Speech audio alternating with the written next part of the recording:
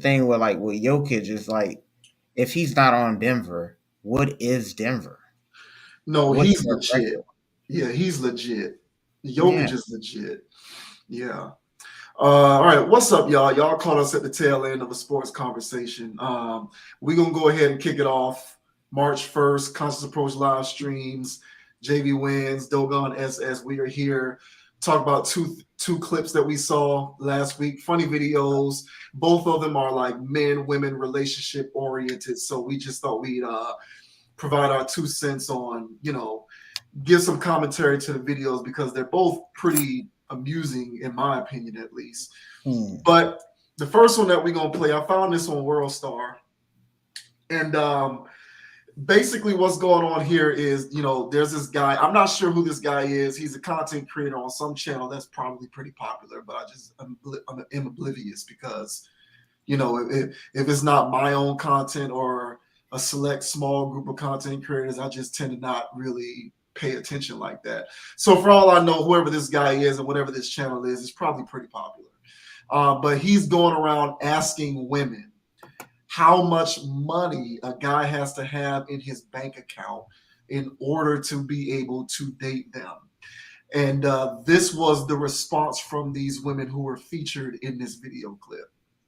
How much money does a man have to have in his bank account in order to talk to you? I don't care how much money a nigga got if he ain't giving it. Please, you at least, minimum. This is minimum. I'm talking about you down in the dirt. You at least gotta have like three beds. Three count.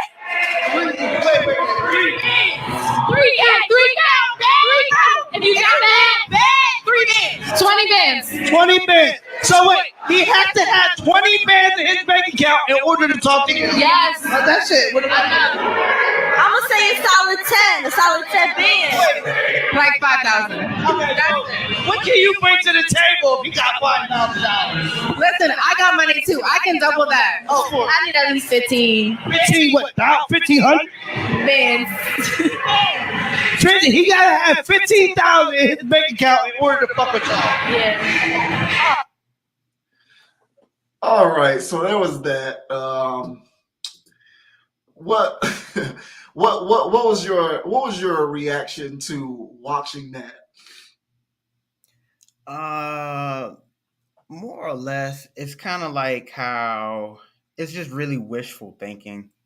It's really wishful thinking. It's not really a thought. That's how much they want a guy idealistically in their world and in their eyes. I think that's what they were thinking about. So if they meet this whatever guy, male X, they would want at least him to have that much money on deck, which it makes sense, but at the same time,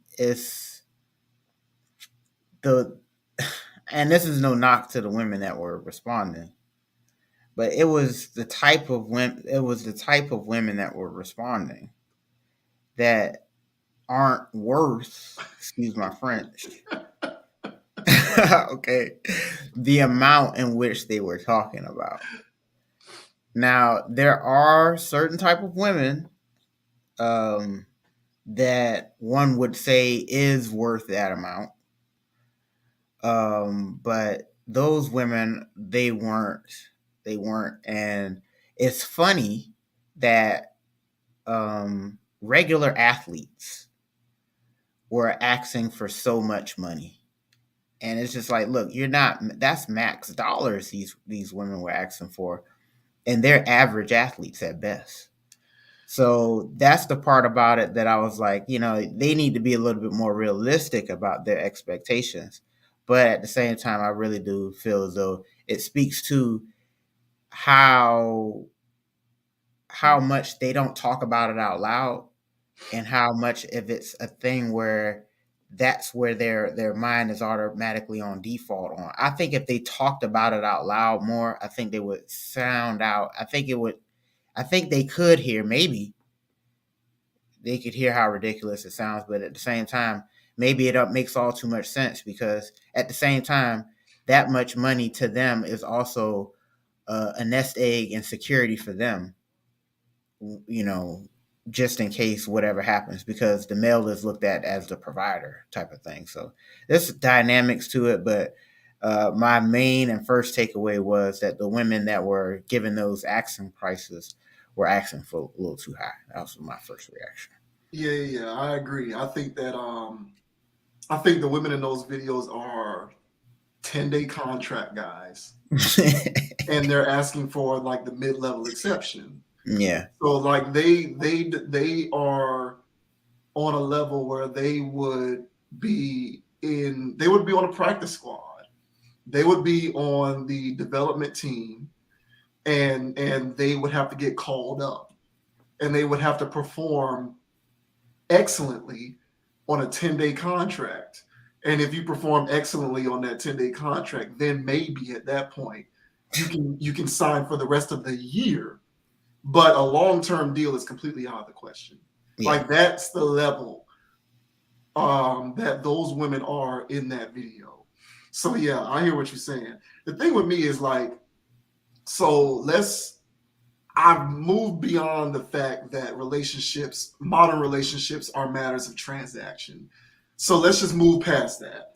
We already know that that's what it is. So let's just get over it and move on. And let's just speak in terms of practicality. Let's talk about how it is, given the fact that this is the reality. So I believe in the notion of what is commensurate. So in other words, and I've said this before, if I produce at my job more than everyone else, I should be paid what is commensurate with my production. So if a guy's making 10,000 less than me and I'm doing 30, 40, 50,000 worth more, I need to be paid 30, 40, 50,000 more than that guy. So I believe in the notion of symmetry. What is commensurate? So if you are, and of course, this is me being a man, so I'm thinking logically, and I'm not thinking in a way in which I'm ruled by my emotions. I'm thinking of this logically. So right out the gate, perhaps I'm flawed in the way that I'm responding to this, because logic probably is inherently non-existent with a lot of this stuff. And I think that speaks to the question that you had as to whether if they said it out loud, they would realize how nonsensical it is. I don't think they would realize that. No, I don't think so. In their minds, it makes perfect sense. Yeah. So because it's devoid of logic, for them to approach having that baseline requirement of a man in order to have access to them of money, you have to have some self-awareness about where you are on the pecking order and adjust those numbers accordingly. You can't look the way those girls look and talk about 15, 20 bands. That's outrageous. You're more of on a good day, 2 bands girl. Like seriously, like what are you doing? 20 bands? That's outrageous. You're not a 15, 20 band caliber female. You're not. You're just not. If you have a baseline requirement of 20 bands, then what does a chick who actually looks good have the right to require? And see, this is the issue that I have with this kind of thing is, to me, this is inflation. This boils down to a matter of relationship inflation. Totally. And what is it that causes inflation? When you have an overabundance of a demand for something, and when you have an overabundance of a demand of something, the holders of the supply of that demand can dictate what the price is. So this brings me back to the central point that I often make of we as men have no one to blame but ourselves when we see these types of videos, because trust and believe, a lot of those women felt emboldened to reply in the way that they did in that video, because at some point or another, they have been given that kind of treatment from some men somewhere, probably on multiple occasions. On many, many occasions, there have been probably many men for each of those chicks who have been willing to drop 10 to 20 bands on them with no attention paid whatsoever to the fact that they do not deserve to actually be privy to that kind of treatment. You just have a lot of low standard, guys who operate out here who get money quick, probably, who just don't care and have no awareness for the fact that they're inflating the market. And so what they'll do is they will treat these women like this. And what that results in is an entire legion of women who have unrealistic expectations in terms of where they fall within the pecking order and the type of bank account that they would ask for, would be asking for. So, that's what I thought. To me, this is just a matter of inflation. It's funny, but inflation is a real thing. Market inflation is real. The inflation doesn't just exist within the annals of the financial marketplace, right? It ain't just Wall Street. It ain't just the economy. There's relationship inflation. There's sexual inflation. And this is what you get when you have sexual inflation. You have 4s and 5s who are emboldened enough on a video to say you got to have 15, 20 bands. For real, like this is what it boils down to. So like, I use content like this as a way to express to my fellow men that you can't run around blaming women for this kind of stuff, because women are just the recipient of the behavior. So if you believe that this type of thing is an issue, it is incumbent upon you to address the progenation of the behavior. And the progenation of the behavior is women who actually receive the treatment. Because I'm going to tell you straight up, whether I am in and of myself equipped to get a 9 or a 10 or not, if you give me 9s and 10s in consecutive fashion, 8, 9, 10 times in a row, I'm just with baddies, 9s and 10s, then in my warped mind, I'm going to believe that as it stands, I'm a guy who only should be with 9s and 10s because that's the treatment that I've received. So you have to address the progenation of the behavior, not the yield of the behavior. These women think the way they think because they received this type of treatment. I firmly believe that. That is my personal opinion. I believe that, wherever they live in their city, as they're young women going about their lives, they have come across men who say, yo, I got 15, 20 bands for you. Here you go. So, this is what you get. You get inflation.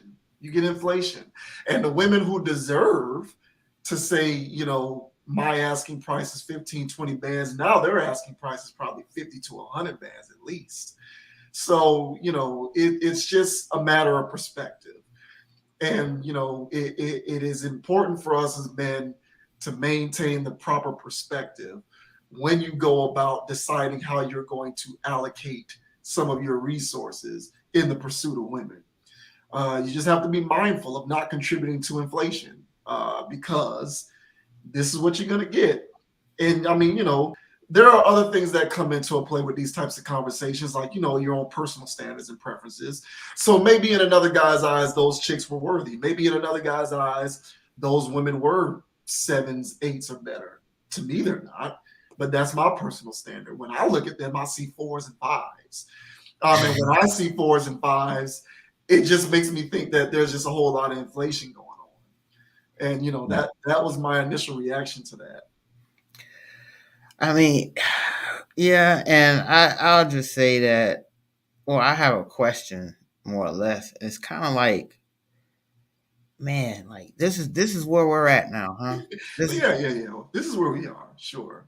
Yeah. And this is actually like just watching them, because I don't think anybody dropped that much money on them, but people have dropped money on them. Yeah, and I'm gonna let you keep going, but just like imagine the sample size. So you can use this as a way to extrapolate what is actually going on in the general population. Yeah. So if we have this clip And how many chicks were in this clip? Like 10, 12 women were in that clip. Mm. So that's a 60-second clip.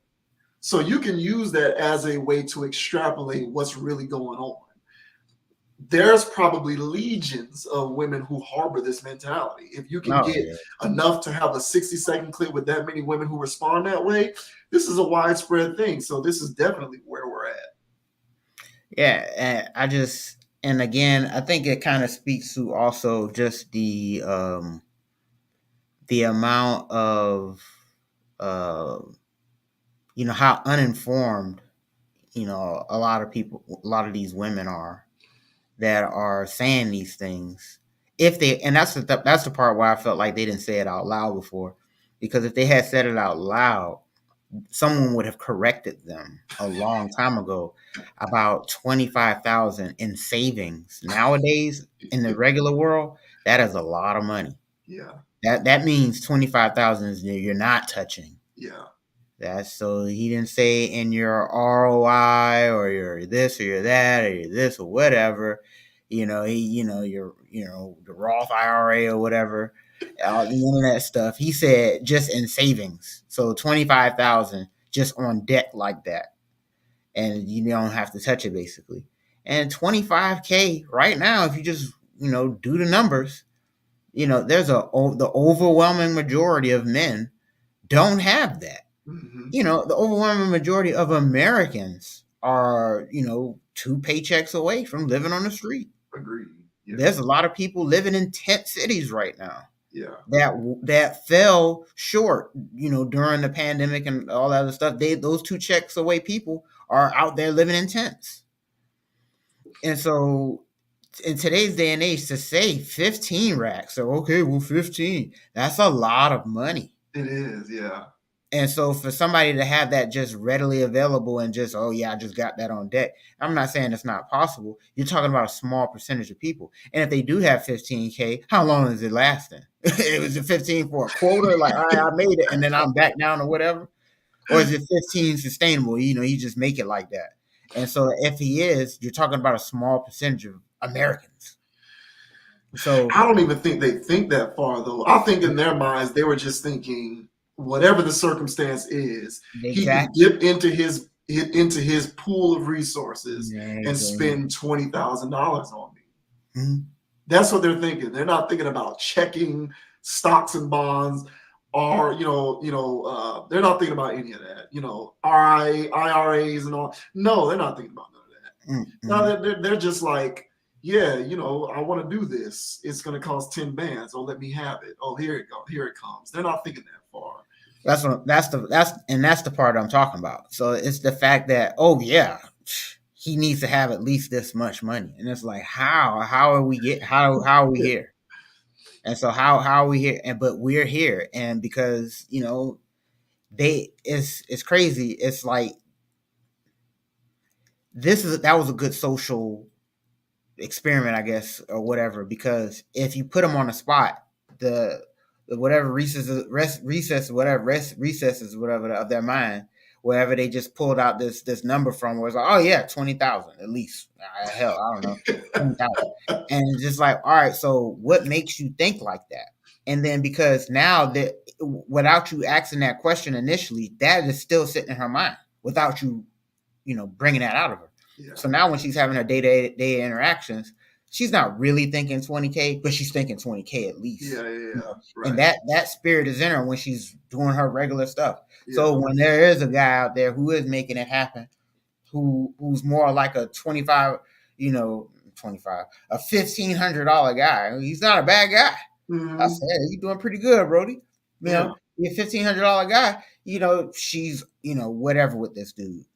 And so that's when the aggressive hypergamy comes into play, where it's just like, dunk on this dude because why? He's worthless. Look at what he's bringing in. It ain't enough. Oh, here's this guy who appears to be bringing in more. Let me hop on him. So unfortunately, it's gotten really aggressive in that fashion. And yeah, like you said, this speaks to this is like a microcosm of something much bigger. And honestly, this is any mall USA. Mm-hmm. Yeah. And honestly, any race, honestly. and you're going to get the Yeah, same yeah. type of responses. Yeah, it's a westernized thing. It's not really about race or nothing. It's modern. It's modern mentality it's modern mentality for sure. And yeah, like I've spoken to you know the notion like I've given credence to the value of hypergamy because I think it exists for a reason and it's useful. So I don't think any female should seek a guy who's broke. Like that's crazy. Like if like I've said before, if I was a father and I had a daughter, I don't want her bringing home a struggle rapper, or bringing home somebody who is not financially stable or doesn't know how to make sound financial decisions. So hypergamy is real and it's useful and it's here for a reason. I do believe in the notion of survival of the fittest. If you cannot procure the means with which to be a provider, then you're just going to kind of get left out in the cold. And it just is what it is. Like life is harsh and unfair. But there's a difference between what I would call reasonable hypergamy and what I call hypergamy, which is what you see with stuff like this, where apparently, there's a large swath of women who believe that, well, let me back up. There's a large swath of women who, in their minds, interpret providing for me as this man is a six-figure man. And I cannot speculate as to where this comes from, other than just an inundation of messages from all different directions, mainly social media and music, where it's just the newer generations are just being clobbered over the head with this rhetoric to the point where they internalize it in such a way that they perceive it to be their reality, with no respect paid to where they actually fall within the pecking order. And it doesn't help matters when the behavior is reinforced by men willfully. That's when it becomes even more complicated. When you have guys who, because of their own ignorance, will just willfully reinforce the bad behavior. And so, it's just a matter of understanding that this is all happening and maintaining some perspective. Because I think on a day, now I will say this, to be fair, I think that I'm going to be optimistic and say that about half of the chicks in that video, when they're I don't know where they were in that clip, but whenever they're home and they're going to their jobs, when they're going to work and they're doing their day-to-day lives and all of that, if they meet a guy and they kick it with the guy and they like the guy and the guy is not a bum broke dude, they'll probably be receptive to his advances. Oh yeah. I think that they were put on the spot and asked that question, and so their ridiculous westernized modern woman ideology just immediately flipped, the switch just flipped on and they went to answering questions in ridiculous fashion. But I think removed from that context, I'm I'm being reasonable enough to say maybe half of them on a day-to-day basis don't actually live like that. They don't actually walk around like, oh yeah, if you don't have 20 bands on you right this instant, you can't talk to me. No. I agree with that. Honestly, I feel like none of them. All of them are basic. And that was the joke. They were quite basic. Yeah. Yeah, and that's the joke, because no man that they've ever dated was worth that much. Yeah. That's what they're calling for and asking for. Yeah. And they're not that quality. And so that's the joke. That was the joke to me. And so for them, because, and here's the thing. So, like those women, it was kind of like a psychologist. He just put a blob on the table, not on the table, but a card, and it's just like a blob. And then your job is to give whatever it is, or it's a butterfly, or it's a this, or it's a that. And basically the psychologist is seeing where your brain is at, basically. Right. Yeah. So this person said a butterfly, that person said a pig, this person said, and this other person said a penis. And it's like, well, we know where your head's at, bro. I don't know what the hell everybody else talking about butterflies. Where your head at? So at this point, you can see where this person's head is at. So them getting axed on a spot like that was like Freudian slippage. And they're just revealing how that's what I say. You didn't say this out loud before because you don't hear how ridiculous this sounds. Because if you did, someone would have corrected you on how much money people really have nowadays. And so it's just like, oh, so you think, and I'm not saying 25K is Robert Kraft, but I'm just saying, like, when you Robert Kraft, you hanging around people who hang out with Robert Kraft. I know I'm being exaggerating. Right. Like, what are you talking about? Yeah. Your best shot, ma'am, is somebody who graduated from a community college and went over here, not the Robert Kraft guys. So be more realistic if they said that out loud. So anywho, so them saying it out loud like that's the part where that I said it is kind of like, oh wow, because they are dating regular people. And so when she is dating that regular guy, and then in her mind, in the back of her mind, she's still thinking that, oh, that's not enough money, whatever he got. He ain't got 25,000 on deck. And so whatever that is, he don't make enough. And whoever appears down the line, or he appears to have, because they don't really know what the guy got.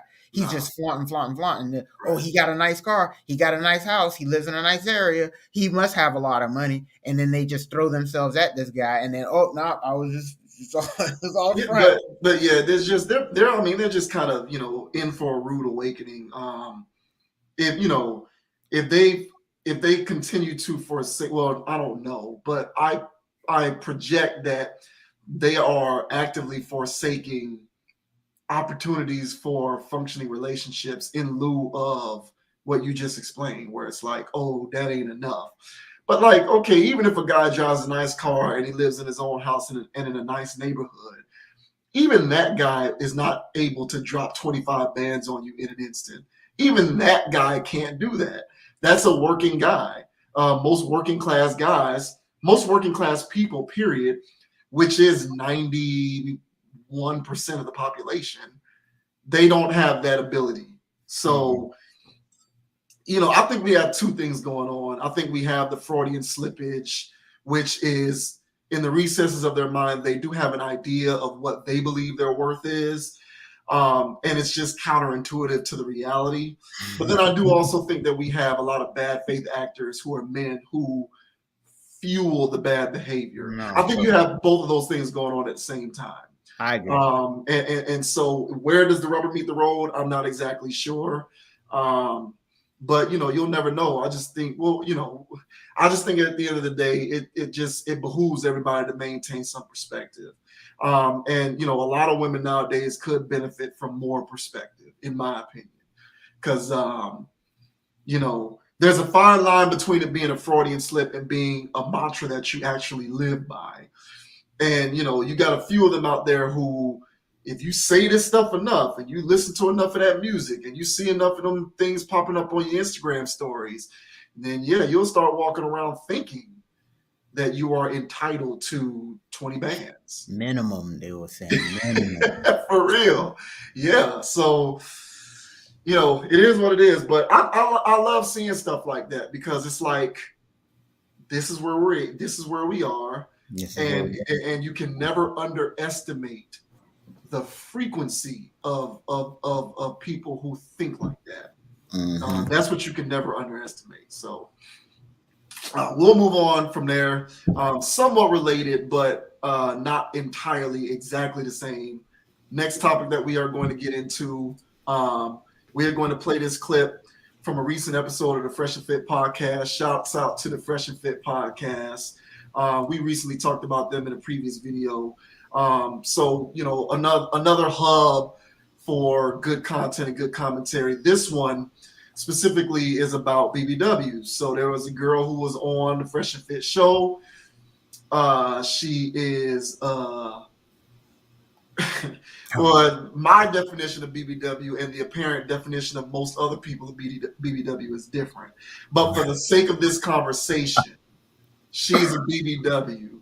And she was on the show, and they were talking about how much attention she gets from men, how much attention she gets from men and all that kind of stuff, and the kind of treatment she's used to and all of that. And so we're going to play this clip, a couple minutes of what she had to say, and then we'll talk about it on the back end. Get a date or hit on by guys. You think it's the same for big men? God bless them strong chairs. Okay, real quick. Is it easy to get guys? 100%. I have way too much guys around. Like too much guys DM me, too much. So I have a question for you, right? Is it true there's a category of men that just love BBWs to a T? Yes. You know what? I actually believe that every man fancies to be with a big woman at least at one night. Like just all that, just one night. I really do believe that. That's what helps me. Like it takes advantage. Like since I'm bigger. Like for women that are smaller, it's like I'm exotic next to like the smaller women. Mm. So a lot of people look at me first before they look at everybody else. Yeah. So. Well, Tommy Sotomayor says you got way too much rings around your neck. You got anything you want to say back to Tommy? No, you good? I mean, I love my ring, so period. I actually really do love my ring. So you get to go. Huh? You're good to go. Oh. Hey man, leave trip, man. Yeah, facts. So you actually get like a lot of guys hit you up. Yeah, I do get a lot of guys hitting me up. I personally just prefer like arrangements, like going on dates and getting a purse or things like that. And now I'm involving because I have a business. I'm doing like my portfolio. So when I go find my sugar daddy again, or when I'm networking, I have something to give, and then they will put that money down. They want to be with a big girl. Thank you for being honest, because a lot of girls have so many questions. No. All right, so there you go. She prefers arrangements, and she wants to be able to get that purse and go out on dates and all of that because she has way too many men in her DMs who hit her up way too much. So there you have that. So I have two initial reactions to this particular clip. My first one is,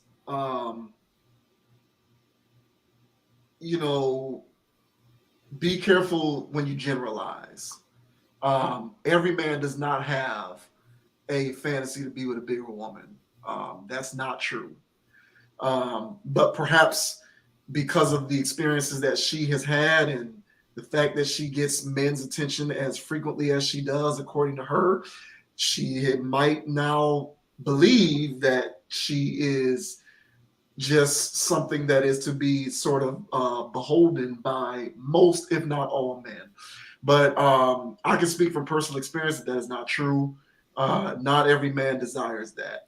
Furthermore, we really need to kind of get into what is the definition of BBW, because I'm confused. And maybe we might not get into that on this particular video. Maybe that's a topic for another video. That's just an aside.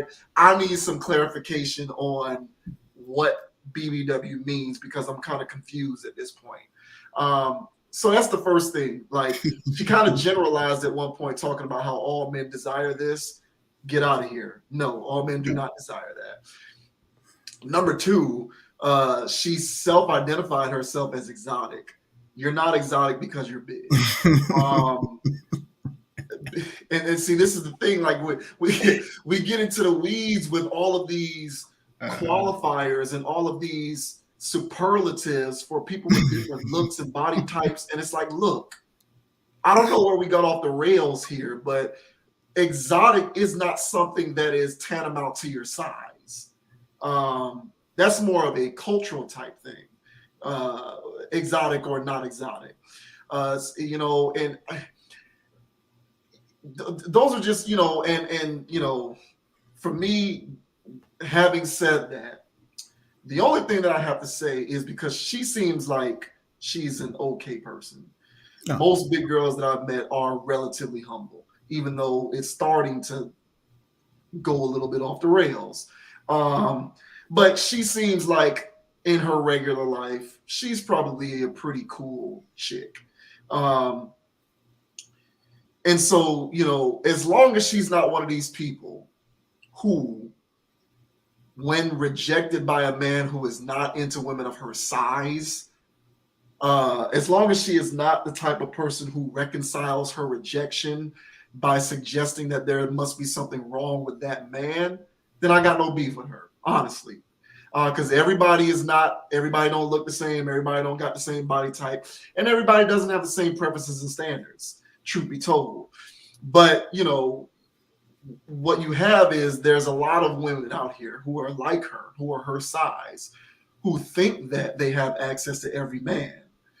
And when they are met with the reality that they don't have access to every man, they default to a shaming tactic where they try to suggest that, oh, you must not like women of my whole race, or maybe you must be gay, or you must be this or that. No, he probably just does not like fat girls. He probably just doesn't like fat girls. So as long as she's not that type of woman who provides rationalizations for undesired results, she and I can coexist. But to the ones who do provide rationalizations for undesired results, they can get the hell out of here. They're the ones that I have the issue with. They're the Lizzos. They are the people who can't accept that the world is inherently unfair and not everyone sees them the way that they may see themselves. And so that's kind of where I kind of dig a line in the dirt, and that's my line of demarcation. So I don't know who she is. If she is that type of person, then, that is the nature to which my commentary applies. But otherwise, if she's a cool chick who just kind of accepts what comes and she shoots her shot, and if it doesn't work out, she is able to keep her head held high and walk the other way, and doesn't believe that she can't be the problem, that the problem must be with the men who turn her down, then, we can be cool. Yeah, it's fair. And as far as how I look at this is, and I agree with you on the aspect of there's so many definitions of people just throw BBW on anything. And honestly, if someone's overweight at this point, they just label them BBW. Yeah, and I have a problem with that. And Yeah. we're gonna need to handle that at some point, because I have an issue with that. I do. I have a problem with this. We're gonna need to deal with this. They'll just come up with another term to specify within the BBW realm at that point. That's what they'll do, because this whole I don't know what BBLs, what's that called? Well, I think it stands for Brazilian butt lift, but it's become synonymous with a fake ass. Okay, which is another confusing thing, because a Brazilian butt lift, for all of you out here who don't know, a Brazilian butt lift is not plastic surgery. Well, no, a Brazilian butt lift is a form of plastic surgery, but not all plastic surgeries are the same. So, but now what you're seeing is BBL is basically being used as a hashtag to be synonymous with all forms of ass enhancement, which whatever, but a BBL is not the same as every other form of so that they're doing that over there too then. So that means even for that community, it's not all butt lifts. They're just, it's all kind of weird stuff going on. Right. Yeah. So basically, if a chick has like those third world ass shots to get the butt and all, they're calling that a BBL, but that's not actually a Brazilian butt lift, but they're just calling it BBL. Yeah, that's why I got lost, because they was calling stuff that wasn't Brazilian butt lifts. So there you go. So that's why I was lost. So that's this lazy social media culture that we live in, where everyone they're just throwing terms at everything. They're just throwing shit at a wall and hope it sticks. Okay, that's what people do now.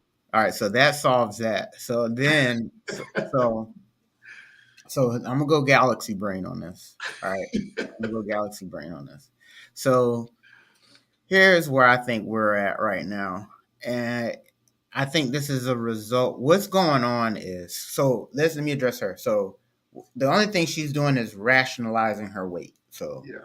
And so a large part of BBW pride that's going on right now is rationalizing the fact that I don't work out. I don't plan on working out. I look like this. I have a slow metabolism. Other people's on are fast. I eat the same amount as they eat, but I just get big. That stuff. And they just, yeah. And so there's a large majority of women and men that fit in that boat, but we're talking for the BBW category.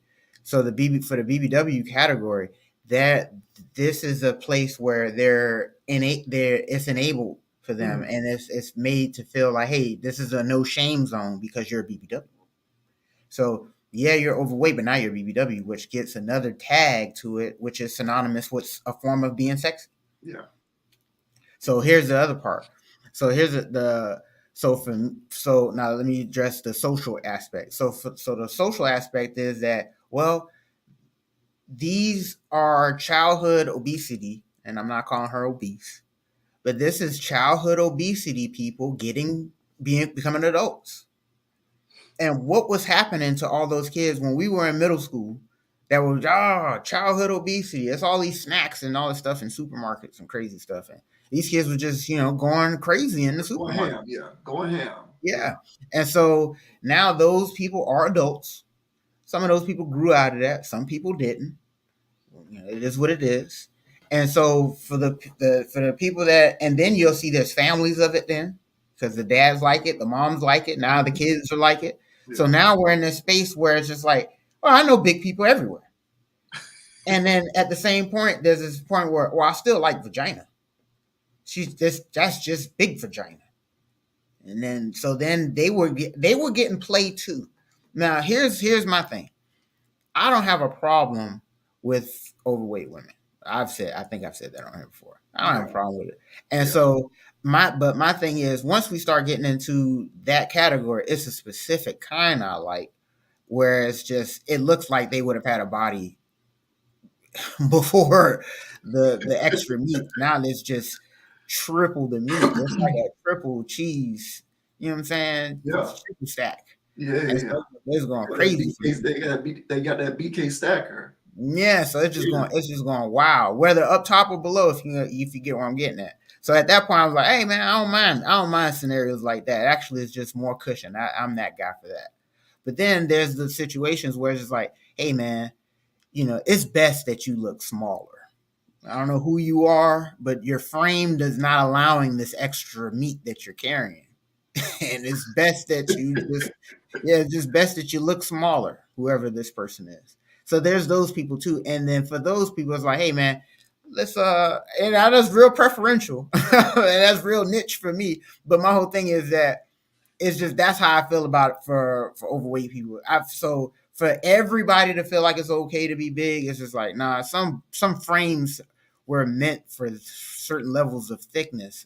Other frames weren't built for it, kind of thing. And it's just like, hey, you don't have the frame for this. So I'm sorry. So, it's best you lose weight. But unfortunately, we're in this large space, like I was saying, with all this stuff where people grew up this way, and honestly, whatever we're working out. I'm comfortable in my skin. I love who I am. This is where we're at. And then whoever loves me is gonna love me. And then that's that part. The part about this that's wild is that she's talking about guys tricking off and buying bags. And so this is something where someone of her athletic caliber wasn't getting that kind of treatment. And so for someone of her athletic caliber, and someone's just tricking off on her because they think she's exotic, I don't know where we're at. I think that she applied that to herself. I don't think any dude. I'm gonna go out on a limb and say that there's no dude who's. I know. I'm just teasing. Exotic. No, I'm just teasing. But because she's got to gas herself up somehow. So you know what I'm saying. So she knows that she's not competing with the best tools out there. So she has to convince herself somehow. Be great today. She has to tell herself something when she goes out there in that tunnel. So she feels as though she's exotic because she's the bigger girl in a room full of sticks. You see what I'm saying? Yeah. Because ain't nothing but sticks in that room. And then Sure. she's the thick option for the guys that like the that's what Yeah, she's but at. exotic has a specific definition. Exotic doesn't purely mean different. But I see I what you're know. saying, though. I think that is what she's doing. But Yeah, she, in a room full of sticks because that doesn't make it right.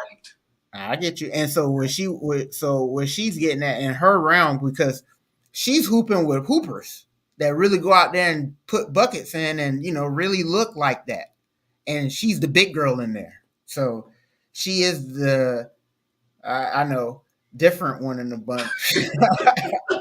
So you know what I'm saying? She's a different all these other plain donuts, and then she's got the cream. So and then let me get the cream one though. I guess. let me get the cream. But my thing is, I don't know where we're at, just as a people, for just tricking off on bags and all of that stuff. Like I don't know where we're at, where that's just part of the game. I don't know where that's at. I don't know why that's so normal. And and this ties into the first one where just average athletes are wanting all of these incentive laced contracts. Mm-hmm. And it's just like, I don't, at what point, because I think I seen in the comment section was like, what are you bringing to the table type of thing? What do you bringing to the table, to these guys that's supposed to be having all of this stuff? And most of them just say, I'm cute, I'm this, I'm that. And it's me. My presence is what I'm bringing. And that's not cutting it. The vagina is what is it is what it is. You're probably there most likely for your looks, but outside of the looks and the vagina, it's like, what else can you be besides a glorified sex toy? So you can't blame the guy from hopping over to the next sex toy. So if there was something that's so special about, hey, when you're around the guy, you're enhancing his money. Somehow, some way, you coming up with ideas, or you got to be some level of value. So, so I say all that stuff to say that, hey, she's entitled to feel how she wants to feel, but if there's no value being brought to the table, and she just thinks that her thickness that's another one of those words that we need to. That's the thickness. We can put thickness into the bucket with BBW. My bad. That we need to sit down and have a conversation about. Right. But that's true, because I have two definitions of thickness. I have I have my definition of thickness, which I believe is the correct one. Then I have everybody else's definition. Yeah, I just use everybody else's definition. Yeah, we got to deal with this. BBW and thick.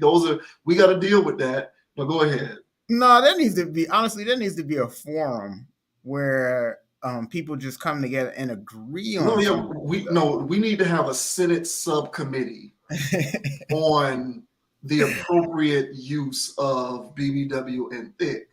We do, like it needs to be called to the floor.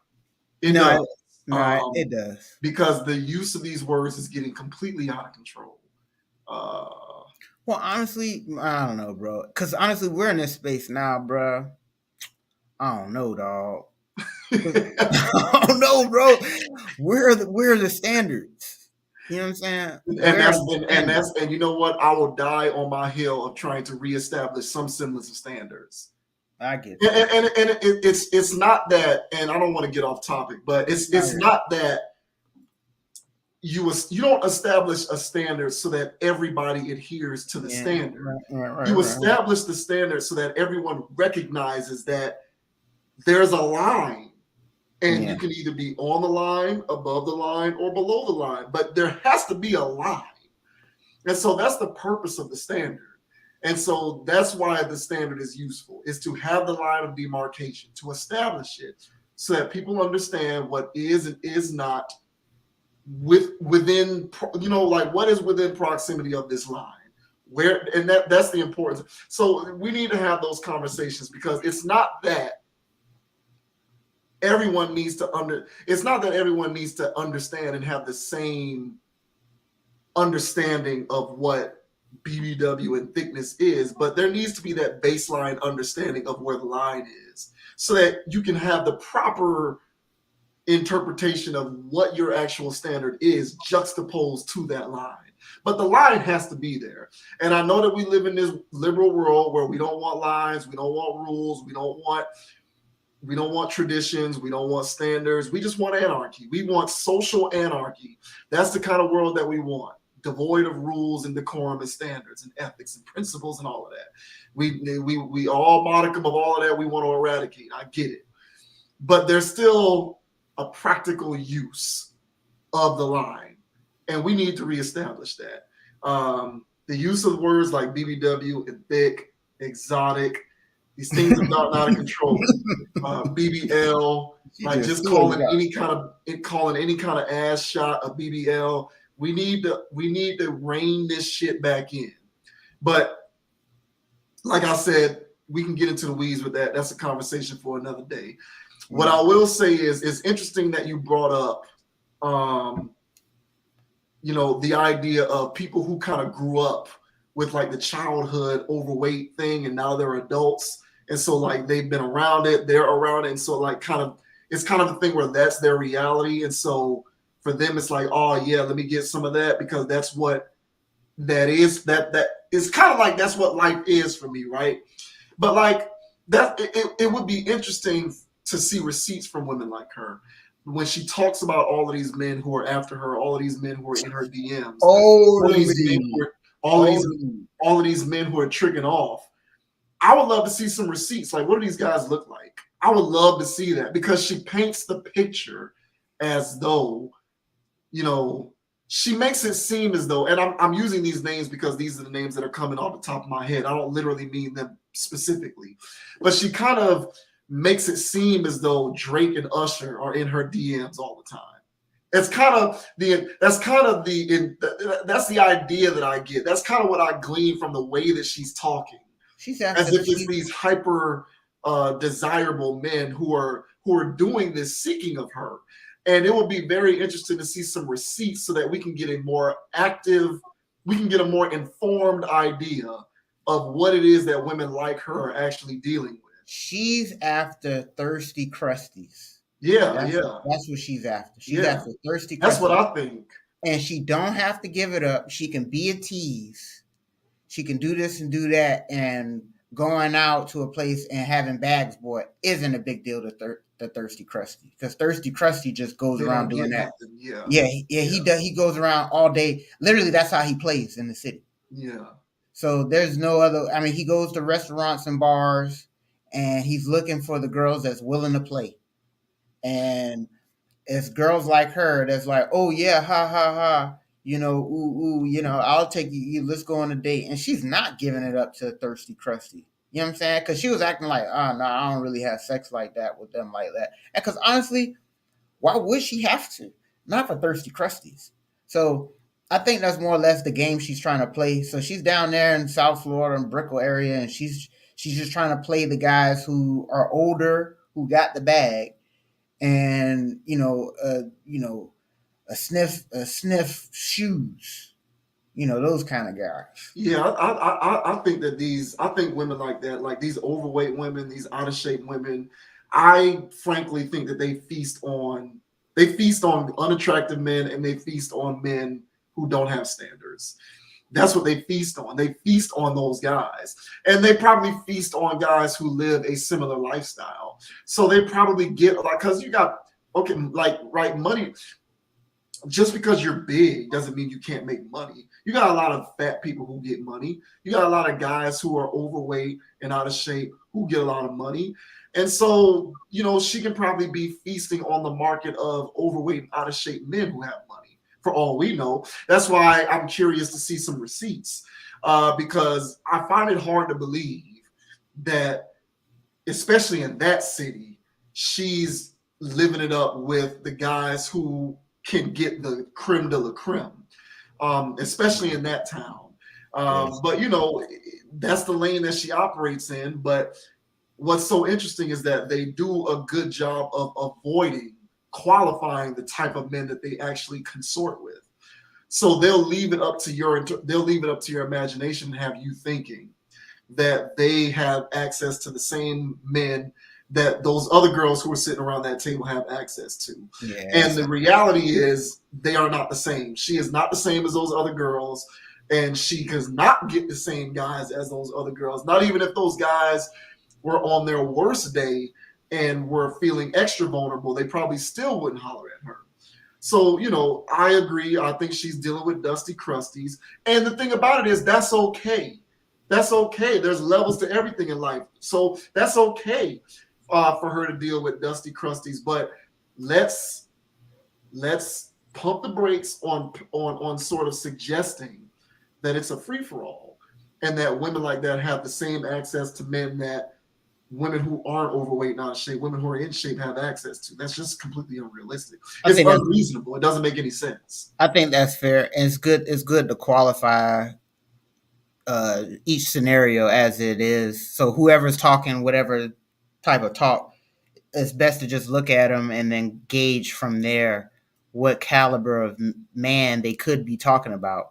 Because she talking cash money, like she really be out there getting dudes like that, and it's like she was talking, and the thing is, you want to pay attention to, she was talking quantity, she wasn't talking quality. Yeah. So she was just saying is so many guys, but she was not lending any credence to what these guys look like, what their profile is, or their level of interest. Yeah. And because again, bro, like it's gotten to the point where dudes are treating DMs, whatever. Yeah. And so they'll scroll past any profile and be in anybody's DM, honestly, and whoever responds is, and so that's not even really a legit thing either. And that's why it's like, are these serious inquiries though? So you have to ask yourself that too. And if these aren't really serious inquiries, or these are just dudes that are just thirsty for the sake of being thirsty, then have at it, But these aren't really prime candidates that are in her DMs, not at all. These are throwaway guys, honestly, and honestly, these are and for her dealing with the thirsty, crusty dudes. There's an ecosystem out here. Thirsty, crusty men need something to do. They need to trick off. I mean, they're itching to do it. And so there's certain women who find that niche and they find that lane and they exploit it. And the only thing she has to do is show up on Tuesdays and, play with her feet a little bit in front of him, and she's winning. Yeah. She's getting the bag out of it. So she really don't even have to have sex with him. He just likes her feet. And so, so I don't really knock this hustle that these ladies of the evening are doing, because that's all they bring on the show, glorified prostitutes. And when they speak about their level of prostitution, it's interesting to see what they have to say. And this one here, she was more or less saying that she doesn't have sex for it. So at that point, she really gets broken in by a kind of guy that don't have the type of bag that she's really in it for the money. So she's not in it for the sexual exchange, and somebody else is handling that for her. Yeah. And so for in those situations, that's where they have to call somebody, guys. And so my thing is, so there's two sides to this. They're going to find their tricks for sure. You want to be the guy that she calls, and you put yourself in that lane, then you're winning. So at this point, none of this stuff matters, because she calls your phone when she just finished tricking off with Sir Trix-a-Lot. So just process that too, by the way, because there's an ecosystem going on, and somebody has to knock them out. Because the other guys aren't. So she won't be calling me, but no. Whoever she wants to call. Somebody was watching that and was interested. I wasn't personally. Perhaps, I do. Yeah, you're probably right. I believe in symmetry, and so I think that in all likelihood, she probably does. I don't think she's making anything up. So I think she does get the attention that she claims to be getting. I just think that if the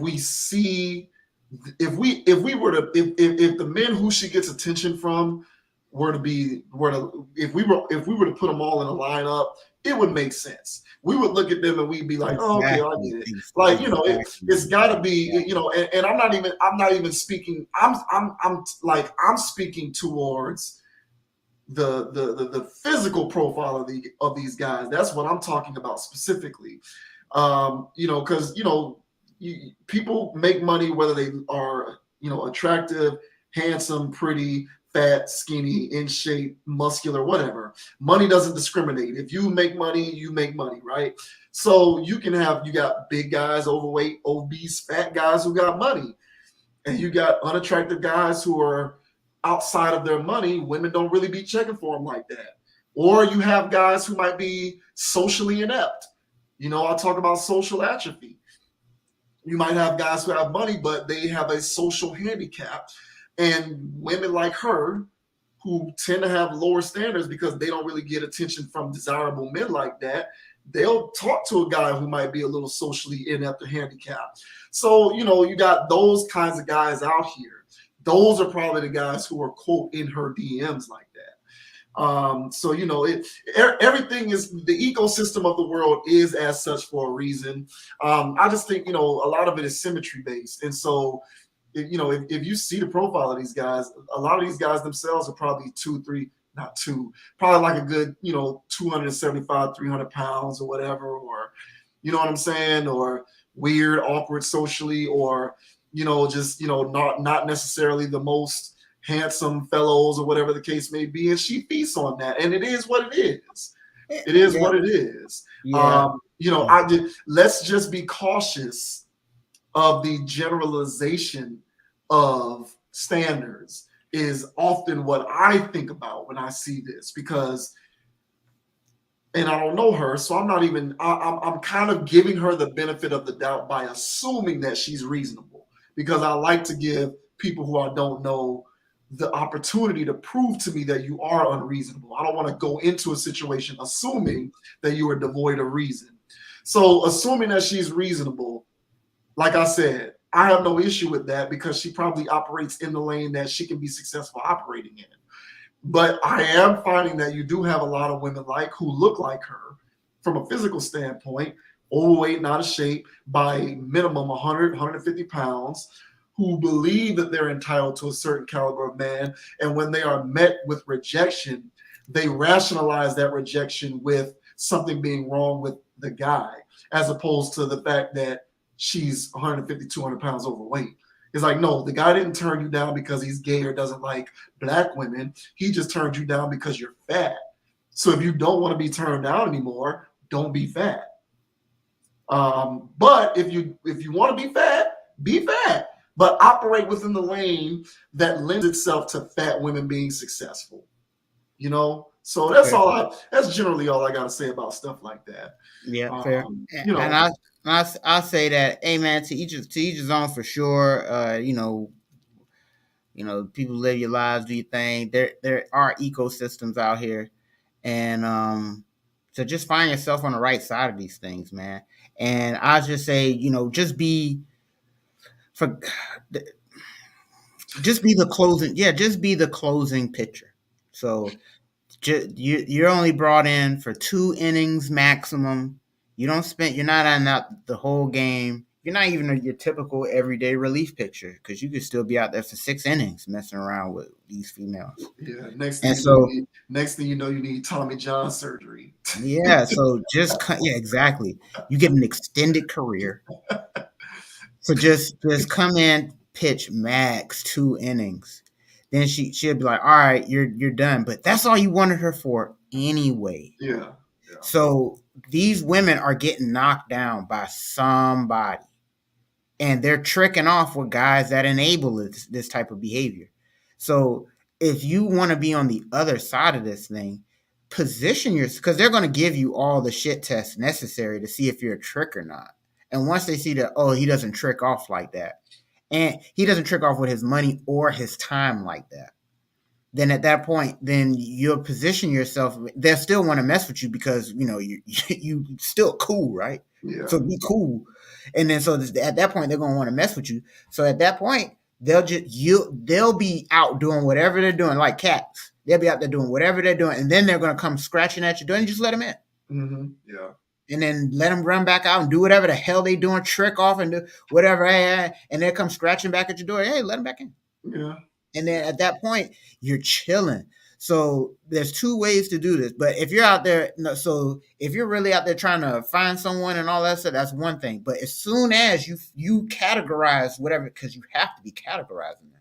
And then as soon as you categorize it, and once you ask your shit test questions and figure out, oh, she ain't nothing but a this, then position her as such, and then put her on the right payroll. And then at that point, you're not overpaying, all that stuff. Because these girls are more or less telling you the game that they're on, or the side of the fence that they're on. So once they tell you by asking the right kind of questions, you can go, got it. And then just be the closing picture for them. So, a suggestion. Absolutely. Above all else, man, you never, ever, under any circumstance, want to pay above market prices for below market value. Exactly. That is a general principle that every man should live by, and every man who has some sense about him intrinsically becomes aware when he is approaching the point in which he could potentially be paying above market prices for below market value. And whenever you feel that, listen to it and don't do it. Don't do it. Never pay above market prices for below market value. Do not do it. Okay, you don't feed a Chihuahua Blue Mountain Ridge. You feed a Chihuahua kibbles and bits, pedigree. You don't give them no premium. Don't give them filet mignon. All of that, man. Whatever analogy you want to think of, you never pay above market prices for below market value. Period. So, but yeah, we're gonna go ahead and end that. That was a good one. Shouts out to the Fresh and Fit podcast. Hopefully this video does not get flagged. All right. And so we'll make accommodations. Yeah. It's all good, man. Yeah, certainly appreciate it. But that'll do it for tonight, man. That'll do it for tonight's live stream. Appreciate everybody who tuned in, whether you tuned in live or tuned in post-talk. If you're watching this as the individual video upload, or if you're watching it live, hit the like button, hit the subscribe button, comment wherever you see this video on whatever channel that you see it. Hit the comment button. If you're watching this on Facebook, hit the share button, like the page, please. Certainly appreciate that. It's your boy JV Wins. Once again, my boy Dogon SS tuning in for another good live stream. Follow the Constant Approach page. Not follow, but check out the Constant Approach page, the website, constantapproach.com for the full content library. Also, check out the Constant Approach page on Instagram at ConApproach, ConApproach. Check out the Constant Approach page on Facebook. Constant Approach, same spelling. Well, not same spelling, but normal spelling.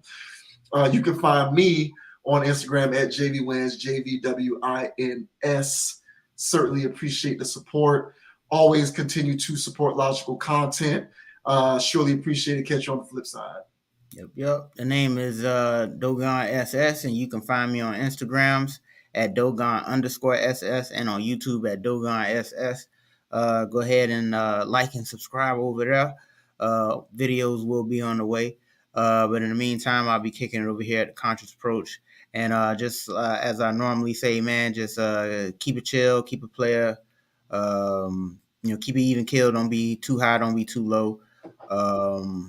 Yeah, man. And don't let them get you off your pivot, man. So whether it's a female or anybody else in between, man, just stay on your pivot, stay strong, and keep it neutral, man. Keep it neutral, man. All right, well, until next time, until next week, man, we'll holler at y'all. Thanks for tuning in. Peace.